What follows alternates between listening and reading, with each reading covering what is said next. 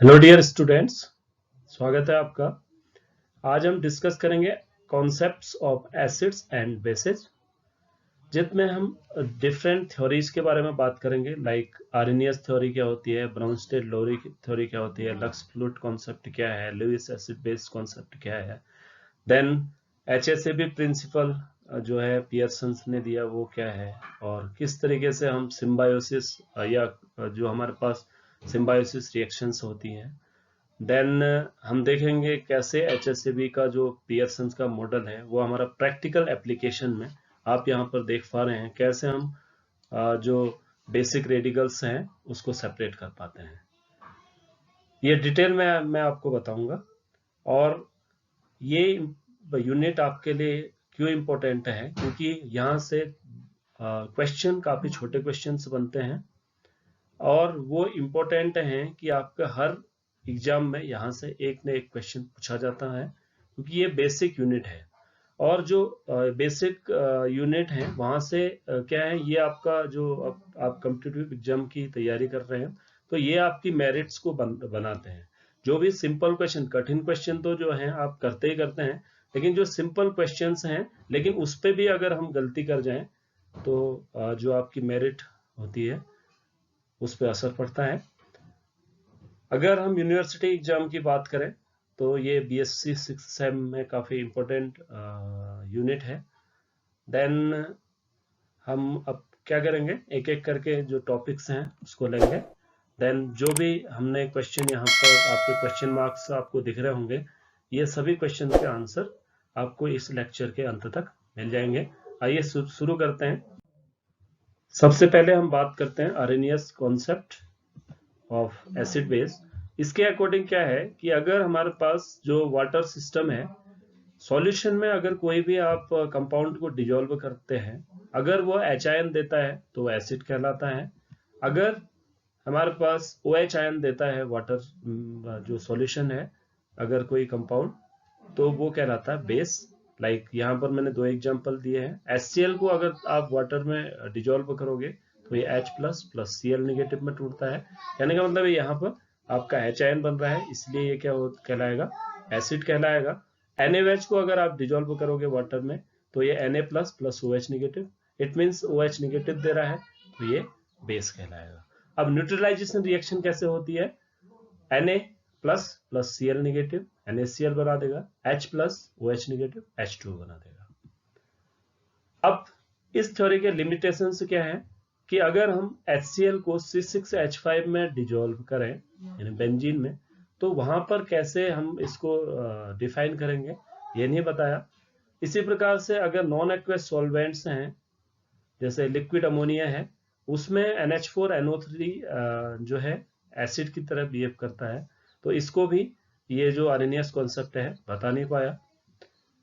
और देन हमारे पास क्या है, जहां पर H आयन या OH आयन नहीं बनता है, उसकी एसिडिटी को जो आर्रेनियस कॉन्सेप्ट है वो डिफाइन नहीं कर पाया।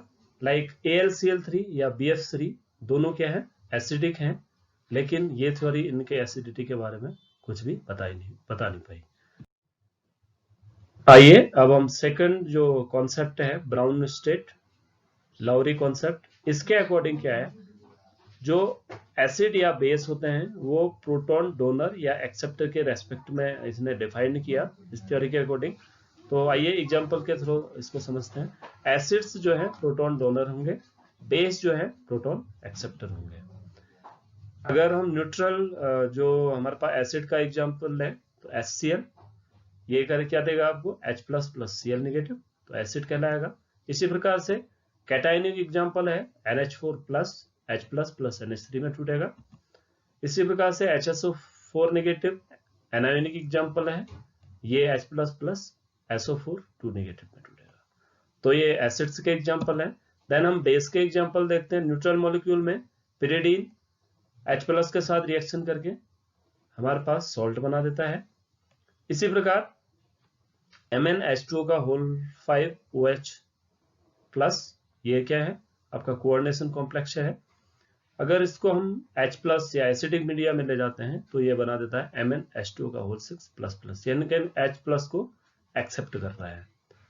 इसी प्रकार से SO4 2 नेगेटिव में अगर आप 2H प्लस करोगे तो H2SO4 बन जाएगा। ये भी आपका बेस का एनायोनिक जो बेस है उसका एग्जांपल है। इसी प्रकार कंजुगेट एसिड बेस पेयर क्या होता है ये जानते हैं। अगर हम HCl को डिजोल्व करें वाटर में तो ये क्या करेगा, Cl negative plus H3O plus बनाएगा। अगर मैं इसको इस तरीके से लिखूं, HCl में अगर H प्लस जो है निकल गया तो Cl नेगेटिव बना, H प्लस जुड़ गया तो क्या बना, HCl बना। ये इक्विलिब्रियम में है। इसी प्रकार से H3O प्लस की बात करें, H प्लस रिलीज करेगा तो H2O बनेगा, H प्लस H2O में ऐड होगा तो H3O प्लस बन जाएगा। ये भी इक्विलिब्रियम रिएक्शन है इन दोनों के बीच में। अब क्या होगा, जब हमारे पास आप ऊपर वाली रिएक्शन को देखें, HCl क्या है, एसिड 1, तो इसका जो कंजुगेट बेस बनेगा वो क्या है, Cl नेगेटिव। तो कंजुगेट एसिड बेस यहां पर मैं समझाने की कोशिश कर रहा हूं। बेस 2 है, क्या है यहां पर बेस 2 भाई, सॉरी यहां पर इसको हम बेस 2 बोलेंगे यहां पर H2O को। तो ये क्या कर लाएगा, इसका जो कंजुगेट बेस होगा वो एसिड 2 होगा। आइए और इसका एग्जांपल के थ्रू और क्लियर करते हैं। HCl H2O, तो इक्विलिब्रियम जब आपका स्ट्रॉन्ग एसिड यहां पर HCl है, देन स्ट्रॉन्ग बेस H2O, इधर पे जो है वाटर जो है स्ट्रॉन्ग बेस की तरह बिहेव करेगा। एक्चुअली एम्फोटेरिक होता है, तो यहाँ पर HCl स्ट्रॉन्ग एसिड है तो ये स्ट्रॉन्ग बेस की तरह बिहेव करने लगेगा।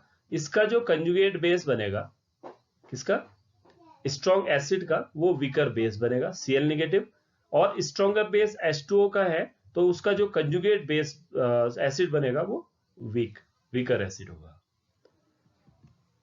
इसको और क्लियर करते हैं। अगर आप weaker acid plus weaker base, यानी कि यहां पर वाटर जो है वीकर बेस की तरह काम कर रहा है जब आप वीकर एसिड ले रहे हो। एग्जांपल है CH3COOH का, तो हमारे पास HCH3COOH का जो कंजुगेट बेस बनेगा वो बनेगा स्ट्रॉन्गर बेस बनेगा, वीक है तो स्ट्रॉन्ग। इसी प्रकार वीकर बेस है तो स्ट्रॉन्गर एसिड बनेगा। इक्विलिब्रियम यहां पर आप देख पा रहे हैं, पहले केस में इक्विलिब्रियम राइट जो है डायरेक्शन में शिफ्ट हो रहा है, यहां पर लेफ्ट। कारण क्या है, जब भी आपको पता है स्ट्रॉन्गर जो एसिड से हैं या स्ट्रॉन्गर एसिड जो है जल्दी रिएक्शन करेगा, जल्दी हमारे पास बैक रिएक्शन देगा, इसीलिए आप देख पा रहे हैं। तो सेकंड केस में इक्विलिब्रियम लेफ्ट की ओर मूव करेगा, फर्स्ट केस में राइट की ओर। लिमिटेशंस देख लेते हैं इस थ्योरी की, कि जहां पर प्रोटॉन ट्रांसफर नहीं होता है उनके बारे में ये थ्योरी कुछ भी नहीं कहती है। इसके बाद जो नेक्स्ट कॉन्सेप्ट आता है वो आता है थ्योरी ऑफ सॉल्वेंट सिस्टम। ये कैडी एंड एल्सी ने 1928 में दिया था। इसके अकॉर्डिंग क्या है कि जो एसिड होगा, अगर सॉल्यूट जो एसिड है उसको अगर आप डिजोल्व करोगे, रेस्पेक्टिव अगर हमारे पास कोई सॉल्वेंट है, अगर सॉल्वेंट के साथ रिएक्शन करके हमारे पास कैटायनिक कैरेक्टरिस्टिक दिया, कैटायन बना, तो ये क्या कहलाएगा, सॉल्वेंट के साथ मिलके कैटायन बनाएगा तो ये कहलाएगा एसिड। अगर हमारे पास कोई सॉल्यूट आपने सॉल्यूशन में डाला, सॉल्वेंट के साथ मिलके एनाइन बनाएगा तो वो कहलाएगा बेस। आइए एग्जांपल के थ्रू इसको समझते हैं। अगर हमारे पास वाटर सॉल्वेंट है तो वाटर का आयोनाइजेशन, ऑटो आयोनाइजेशन आपको पता है, H2O जो है OH नेगेटिव H3O प्लस के साथ क्या है इक्विलिब्रियम में रहता है। तो जो भी हमारे पास कंपाउंड वाटर में H3O प्लस देगा वो क्या कहलाएगा, एसिड कहलाएगा, और जो भी सॉल्यूट है वो OH नेगेटिव देगा वो क्या कहलाएगा, बेस कहलाएगा। इसी प्रकार से अगर आप सॉल्वेंट N2O4 लोगे तो इसका ऑटो आयोनाइजेशन होता है इस तरीके से, दो N2O4 के जो मॉलिक्यूल हैं आपस में रिएक्शन करके क्या बनाते हैं, 2NO3 negative plus 2NO plus. अब यहां से भी यही निकल के आएगा, N2O4 में सॉलिड सॉल्वेंट में अगर कोई आपने सॉलिड डाला, अगर वो NO+ दे रहा है तो क्या होगा, एसिड होगा। अगर NO3 नेगेटिव दे रहा है तो वो क्या होगा, बेस होगा। इसी प्रकार से अगर आप NH3 सॉल्वेंट ले रहे हैं तो NH3 का ऑटोनाइजेशन होता है, ऑटो आयोनाइजेशन कैसे होता है, NH2 negative plus NH4 plus. तो कोई भी सॉलिड आपने NH3 लिक्विड अमोनिया में डाला, अगर वो NH4 प्लस देता है तो वह एसिड कहलाएगा, अगर NH2 नेगेटिव देता है तो बेस कहलाएगा। इसका एग्जांपल हम देखते हैं, ये है हमारे पास, अगर आपने NH4 सॉलिड लिया, लिक्विड अमोनिया में डिसॉल्व किया, तो ये देगा Cl प्लस NH4 प्लस। तो सॉल्वेंट के साथ क्या दे रहा है भाई, NH4 प्लस, इसलिए ये क्या कहलाएगा, एसिड कहलाएगा। इसी प्रकार से अगर आप सॉलिड KNH2 को लिक्विड अमोनिया में डिसॉल्व करोगे तो ये हमारे पास बनेगा NH2 negative plus K plus. तो सॉल्वेंट के साथ एनायन बना रहा है, इसलिए ये कहलाएगा बेस। अब कैसे न्यूट्रलाइजेशन रिएक्शन होगा, आपने शुरू में आरएनएस कॉन्सेप्ट में देखा होगा कि कैसे Na+Cl रिएक्शन करके NaCl बना रहे थे और H+ plus OH negative water बना रहे थे। तो यहां पर क्या होगा, Cl प्लस K प्लस मिलके KCl बना देंगे, NH4 प्लस NH3 नेगेटिव, वापस हमारे पास सॉल्वेंट NH3 बना देंगे। अब अगर हम एग्जांपल लें POCl3 का, तो यहां पर जो है POCl3 के केस में ये थ्योरी, इसका लिमिटेशंस है कि कैसे ये हमारे पास सक्सेसफुल नहीं है, इसको आगे देखते हैं। POCl3 को, अगर इस POCl3 का आप ऑटो आयनाइजेशन देखें तो ये होता है Cl negative plus POCl2 plus. अब जो भी सॉलिड, अगर सॉलिड आप डालोगे, अगर हमारे पास POCl2 प्लस बनेगा तो क्या कहलाएगा, एसिड कहलाएगा। Cl नेगेटिव बनेगा तो बेस कहलाएगा। अब आप देख पा रहे हैं यहां पर हमारे पास सॉलिड लिया CH3 का whole 4 N plus Cl negative, तो इसने क्या दिया, Cl नेगेटिव दिया, इसलिए ये क्या कहलाएगा, बेस। FeCl3 अगर आपने डाला POCl3 में, ये टूटा FeCl4 plus plus POCl2 plus, तो यहां पर FeCl3 कैसे बिहेव करेगा, एसिड के रूप में। न्यूट्रलाइजेशन रिएक्शन कैसे होगी, Cl plus POCl2 plus is equal to POCl3।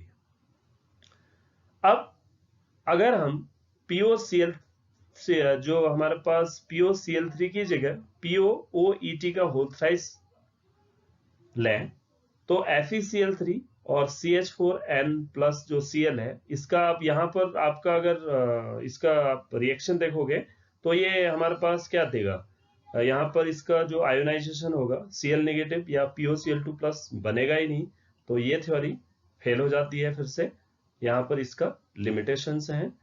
तो आगे हम नेक्स्ट थ्योरी देखते हैं, लक्स फ्लड कॉन्सेप्ट।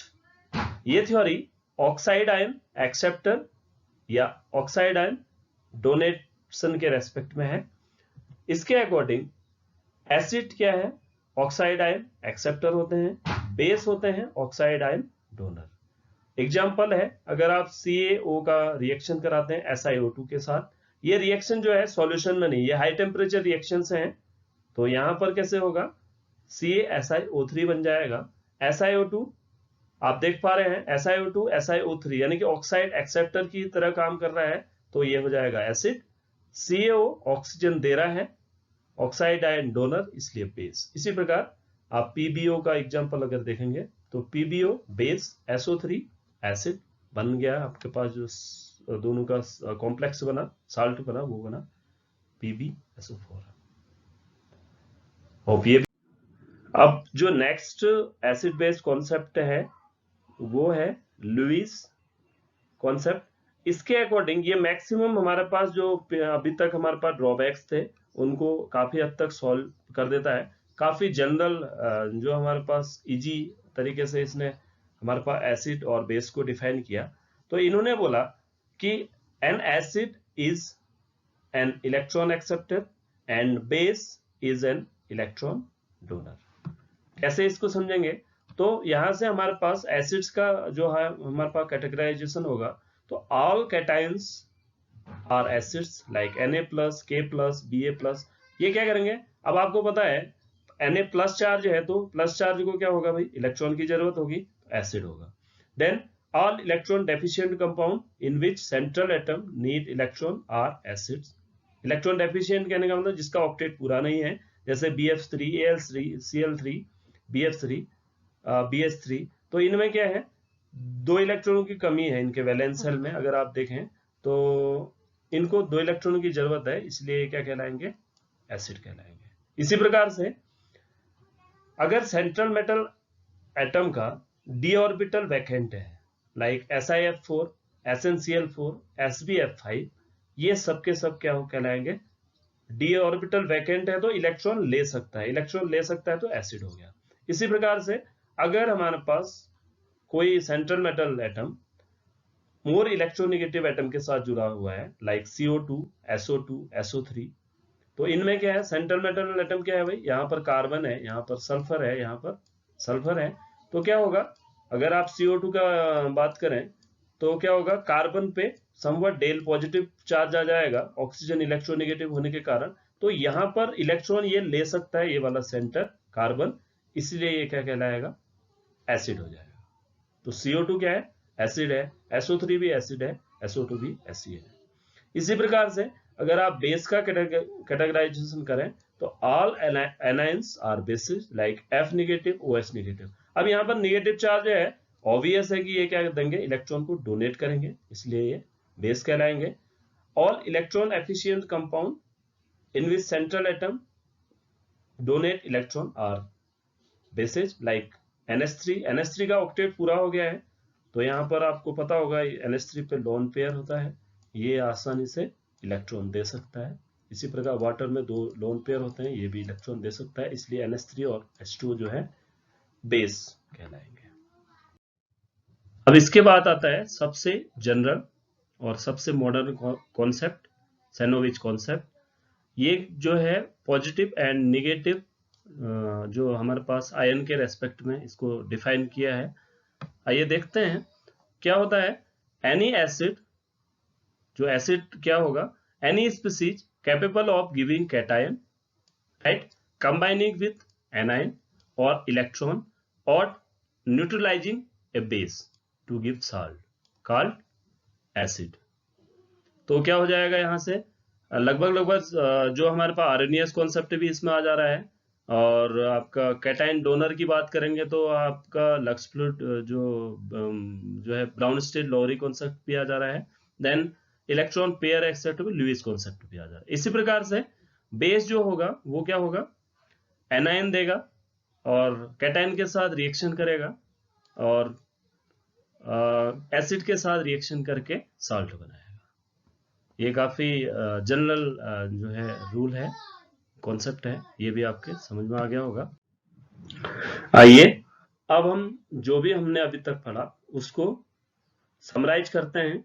एक बहुत अच्छा मैंने डायग्राम बनाया है, इसके थ्रू इसके बाद आप इसके डिस्कशन के बाद इसका आप स्क्रीनशॉट ले लेना, क्योंकि ये आपको अगर जैसे मैं क्वेश्चन क्लासेज में भी पूछता हूँ या हमारे पास जो मैंने कुछ कॉम्पिटिटिव एग्जाम के जो कॉपियां चेक करी थी तो वहां पर भी देखा था कि जो मैक्सिमम बच्चे जो है कंफ्यूज रहते हैं कौन सा एसिड है कौन सा बेस है। तो आप आज के बाद आप दिमाग में क्या रखेंगे, अगर मॉलिक्यूल में कोई भी आप कॉन्सेप्ट लगाइए, अगर माइनस चार्ज रहता है यानी कि इलेक्ट्रॉन का एफिशिएंसी रहता है तो वो क्या कहलाएगा, बेस कहलाएगा।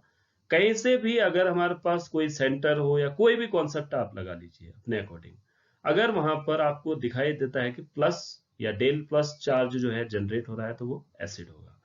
ये जो दो हमारे पास ट्रिक हैं ये हर थ्योरी में अप्लाई होंगे। मैं एक एक करके आपको इसको करके दिखाता हूं। पहला आरएनएस कॉन्सेप्ट। आरएनएस कॉन्सेप्ट के अकॉर्डिंग क्या है, एचआईएन जो दे रहा है वो एसिड है, तो प्लस चार्ज दे रहा है, एचआईएन देना मतलब प्लस चार्ज एसिड। देन जो OH निगेटिव दे रहा है यानी कि निगेटिव चार्ज दे रहा है ये बेस हो जाएगा। इसी प्रकार से आप ब्राउन स्टेट लोरी थ्योरी में देखोगे, प्रोटॉन डोनर यानी कि plus donor acid, proton acceptor यानी कि प्लस जो एक्सेप्ट करेगा, कौन एक्सेप्ट करेगा भाई, निगेटिव चार्ज, तो बेस। इसके बाद सॉल्वेंट सिस्टम की बात करें, सॉल्वेंट कैटायन दे रहा है, यानी कि सॉल्वेंट के साथ कैटायन दे रहा है, कैटायन दे रहा है मतलब प्लस चार्ज दे रहा है एसिड। इसी प्रकार से सॉल्वेंट के साथ निगेटिव चार्ज दे रहा है, निगेटिव चार्ज कौन देगा, यानी कि निगेटिव, निगेटिव का मतलब बेस। अब हम देखते हैं लैक्स फ्लूइड कॉन्सेप्ट।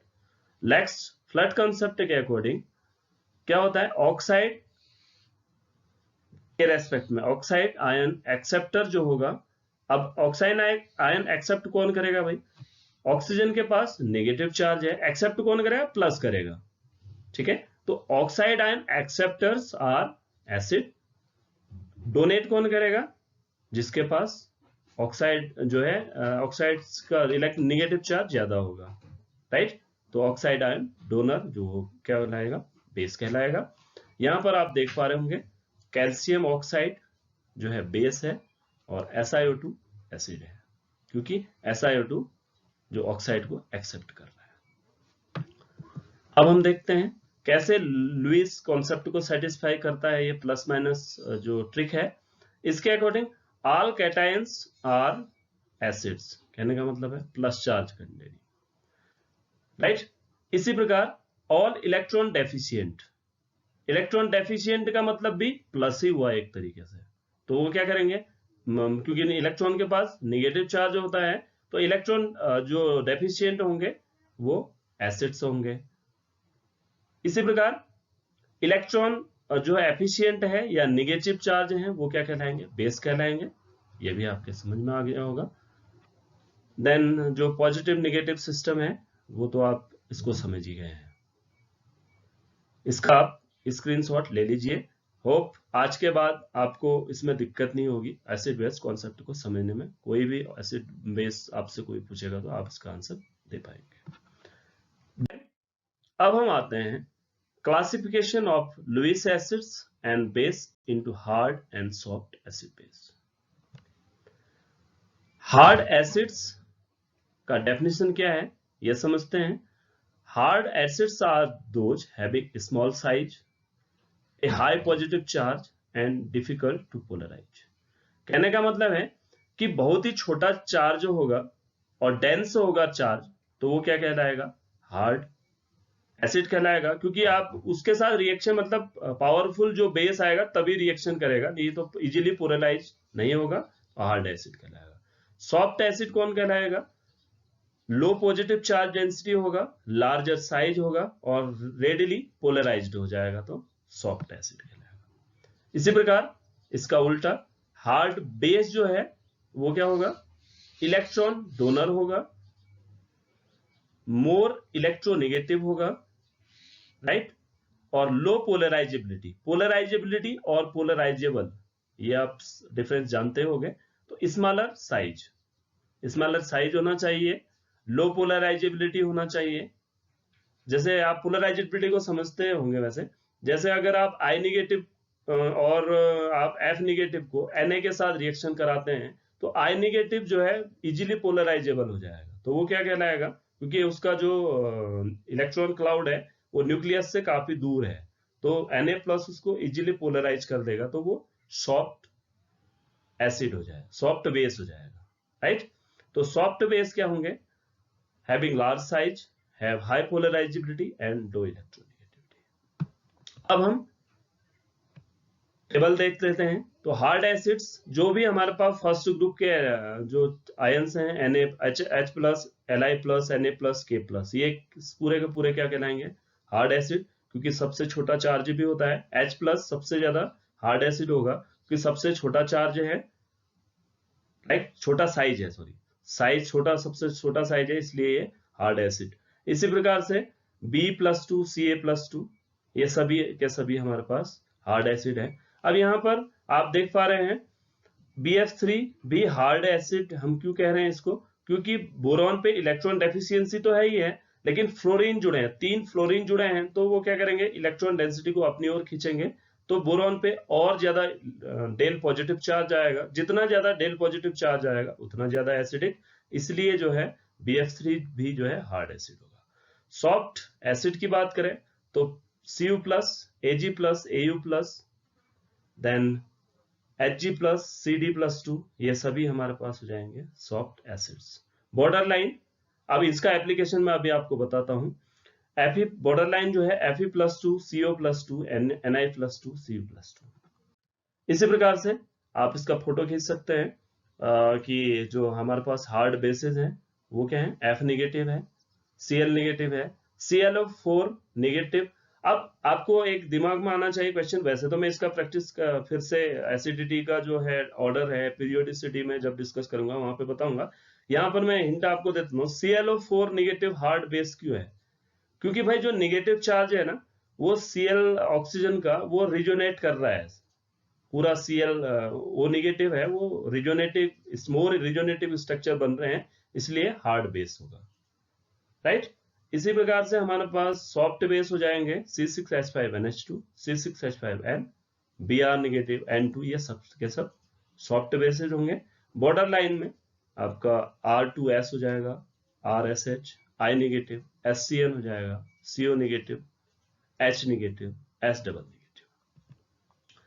अब आता है हमारे पास कॉन्सेप्ट आता है पियर्सन्स HACCP प्रिंसिपल, काफी इंपॉर्टेंट है, एग्जाम में पूछा जाता है, बीएससी फाइनल के जो एग्जाम है उसमें काफी पूछा जाता है, और इसका एप्लीकेशन भी आपका अगर कोई भी कॉम्पिटिटिव एग्जाम की तैयारी आप कर रहे हैं या अगर आप CSR की भी तैयारी कर रहे हैं वहां पर भी इसका कॉन्सेप्ट का एप्लीकेशन आता है। वो एप्लीकेशन कैसे आएगा वो भी मैं अभी आपको बताऊंगा। इसके अकॉर्डिंग क्या है, hard acid hard base stable product बनाते हैं, soft acid soft base stable product बनाते हैं। अगर हमारे पास हार्ड एसिड सॉफ्ट बेस है तो अनस्टेबल, कहने का मतलब लाइक डिजोल्व लाइक का कॉन्सेप्ट टाइप है। हार्ड हार्ड के साथ रिएक्शन करेगा और जो है हार्ड सॉफ्ट सॉफ्ट के साथ। वैसे भी आपको पता ही है जनरल में भी तो हमारा ह्यूमन नेचर भी, जैसे जो केमिस्ट्री में रिएक्टेंट है वो भी अपने तरीके से, जैसे हम लोग जो है अच्छा अच्छा आदमी के साथ बोलता है, बुरा आदमी के साथ, वैसे ही ये भी रिएक्शन भी ऐसे ही होती है। आगे हम पियर्सन्स का जो HACCP प्रिंसिपल है इसका एप्लीकेशन देखते हैं।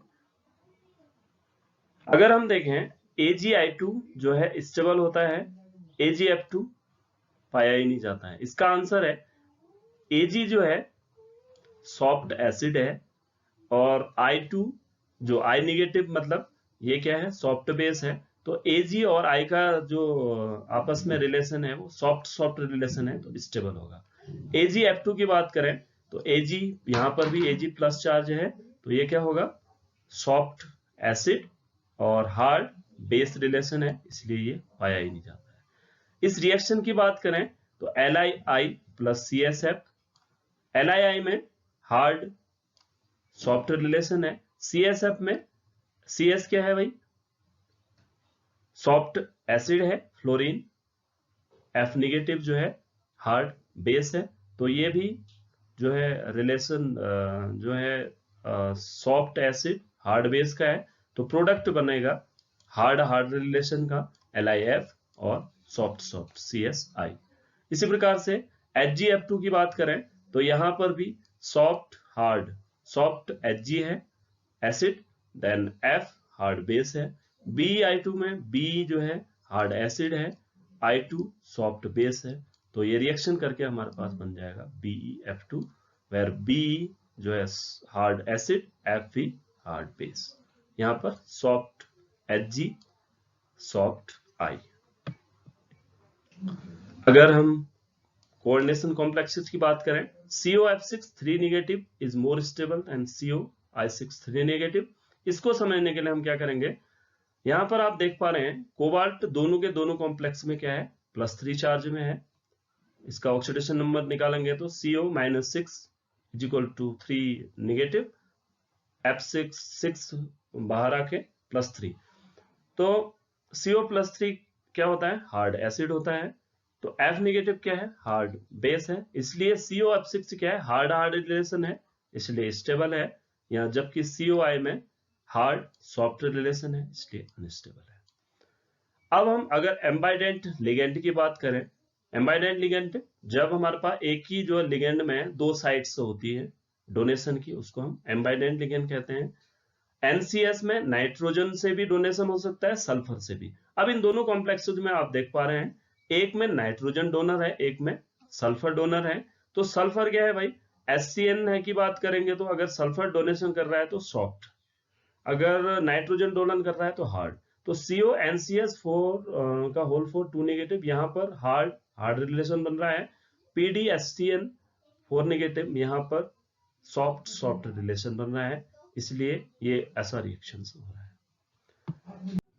आइए अब हम practical application of HSAB principle का एप्लीकेशन जो प्रैक्टिकल में कैसे होता है वो देखते हैं। अगर आप बेसिक ग्रुप रेडिकल्स का सेपरेशन करते हैं अलग अलग ग्रुप में, तो कैसे हमारे पास कहाँ पर HSAB प्रिंसिपल जो है फॉलो होता है, ये हम देखते हैं। आप क्या करते हैं, बेसिक रेडिकल्स का जो सॉल्यूशन होता है उसमें HCl डालते हैं, तो हमारे पास बनता है फर्स्ट ग्रुप का प्रेसिपिटेट AgCl, PbCl2, Hg2Cl2। आपको पता है कि जो Pb है वो बॉर्डर लाइन एसिड है, कहने का मतलब है वो रिएक्शन पे डिपेंड करेगा कि वो हमारे पास हार्ड एसिड भी बन जाएगा, सॉफ्ट एसिड भी, बॉर्डर लाइन, ठीक है। तो Cl क्या है भाई, Cl नेगेटिव, ये है हार्ड बेस। Pb के साथ, Pb+2 के साथ क्या बना देगा, आपके पास हार्ड रिलेशन और प्रेसिपिटेशन दे देगा। इसी प्रकार से अब आप जब आप फर्स्ट ग्रुप का आपका सेपरेट हो गया, देन सेकंड ग्रुप जो फिल्ट्रेट आता है उसमें H2S गैस प्रभावित करते हो, तो आपके जो सेकंड ग्रुप के ग्रुप रेडिकल हैं वो सल्फाइड में कन्वर्ट हो जाते हैं, PbS, CuS, Bi2S3, CdS, HgS। तो ये सभी जो रिलेशन है वो क्या है, सॉफ्ट रिलेशन है। Pb जो बॉर्डर लाइन है तो दोनों के साथ रिएक्शन कर रहा है, हार्ड के साथ भी सॉफ्ट के साथ भी। सल्फाइड S निगेटिव जो डबल निगेटिव है वो क्या है भाई, सॉफ्ट बेस है, तो PbS बन जा रहा है। इसी प्रकार Cu+2 है, सॉफ्ट बेस है, तो सॉफ्ट एसिड है, S के साथ S2 निगेटिव, सॉफ्ट CuS। इसी प्रकार से आपका जो HgS है, तो ये सब के सब सॉफ्ट रिलेशन के थ्रू आपके पास प्रेसिपिटेट दे देते हैं। प्रेसिपिटेशन होता क्यों है ये आप इजीली जानते होंगे, जब भी आपका स्टेबल कॉम्प्लेक्स बनेगा वही प्रेसिपिटेट होगा, कहने का आयोनाइज नहीं हो पाएगा। अगर हमारे पास स्टेबल कॉम्प्लेक्स नहीं है तो वो क्या है, आयोनाइज हो जाएगा इजीली, राइट। तो इसलिए क्या होगा, तो प्रेसिपिटेशन, ये कॉन्सेप्ट तो इजी कॉन्सेप्ट है। देन अब हम फिल्ट्रेट पे फर्स्ट ग्रुप के बाद थर्ड ग्रुप में डालते हैं, तो बॉयल ऑफ H2S को बाहर निकाल देते हैं। देन क्या डालते हैं हम, HNO3 बॉयल करते हैं। HNO3 क्यों डालते हैं, अगर आपके सेकंड ग्रुप के अगर कोई हमारे पास माना कंपाउंड है तो उसका जो है ऑक्सीडाइज हो जाए, इसलिए हम क्या करते हैं, अगर Fe+2 है तो वो क्या है +3 बन जाए, इसलिए हम HNO3 डालते हैं। अगर हमारे पास FeOH का होल थ्राइस बनाना है इसलिए हम HNO3 डाल रहे हैं। तो थर्ड में NH4Cl प्लस NH4OH जो है ग्रुप रेडिकल से हैं। अब यहां पर क्या होगा, जब NH4Cl प्लस NH4OH डालोगे तो मीडियम क्या हो जाएगा, बेसिक मीडियम हो जाएगा।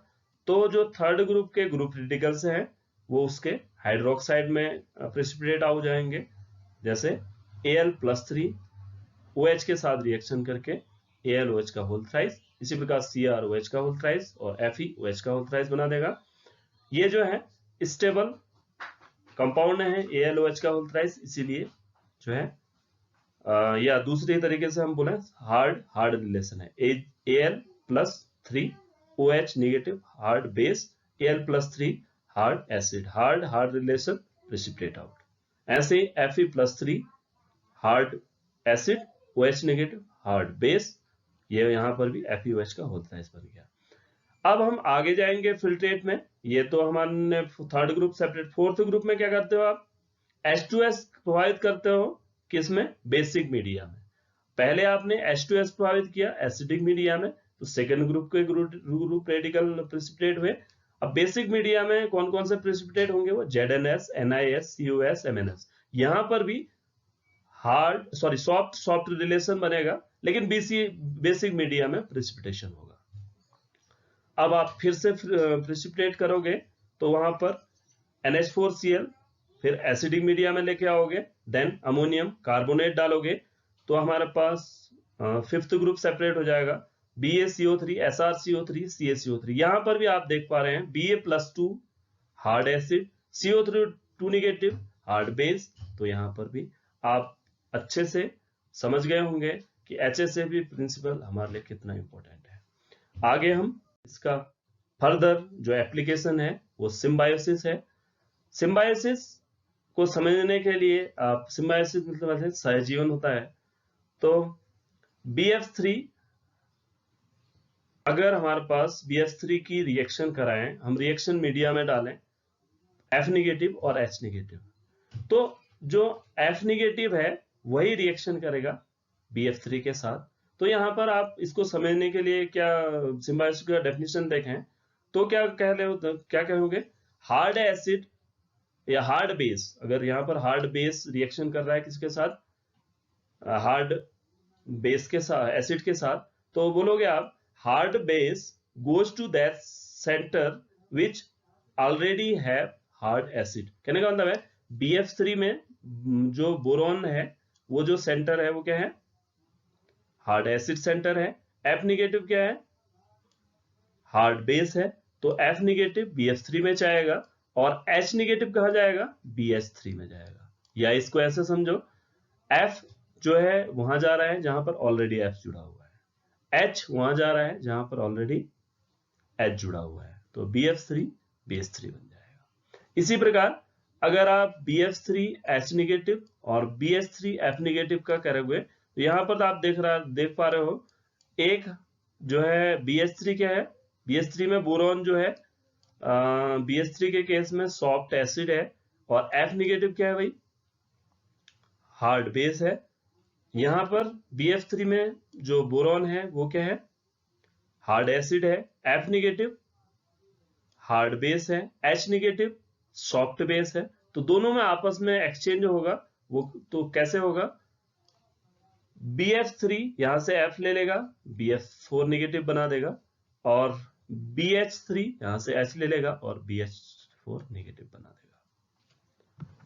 तो HSAB प्रिंसिपल भी आपके समझ में आ गया होगा। मैंने मैक्सिमम एग्जांपल्स के थ्रू आपका जो एसिड बेस कॉन्सेप्ट है वो आपको समझा दिया है। होप आपके समझ में आ गया होगा। अगर इससे रिलेटेड कोई भी क्वेश्चन है तो कमेंट बॉक्स में आप क्वेश्चन कर सकते हैं, मैं उसका आंसर देने की कोशिश करूंगा। पीरियोडिक प्रॉपर्टीज और अदर जो एप्लीकेशंस हैं HSAB या जो भी हमारे पास एसिड बेस जो हमारे पास अभी तक हमने सीखा उसको हम देखेंगे। आज के लिए इतना ही। Thank you very much.